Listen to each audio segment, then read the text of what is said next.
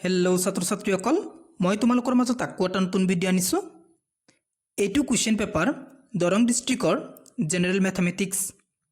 যিবিলাক ষ্টুডেণ্টৰ general mathematics এই ছাবজেক্টটো এক্সাম হোৱা নাই, সেইবিলাক ষ্টুডেণ্টে দৰং ডিষ্ট্ৰিক্টৰ জেনেৰেল মেথামেটিক্স এই কুৱেশ্যন পেপাৰটো ছল্ভ কৰি যাবা। ইয়াৰ পৰা বহুত কুৱেশ্যন কমন থাকিব। দৰং ডিষ্ট্ৰিক্টৰ ষ্টুডেণ্টবিলাকে মোক কমেণ্ট কৰি ক'বা 100ৰ ভিতৰত তোমালোক কিমান কৰিছা, 100ৰ ভিতৰত কিমান পাবা, 80 70 কিবা এটাতো পাবা। আইডিয়া কৰি ক'ব পাৰিবা কিমান মাৰ্কৰ কৰিছা, সেইটো মোক কমেণ্ট কৰি কমেণ্ট বক্সত জনাবা।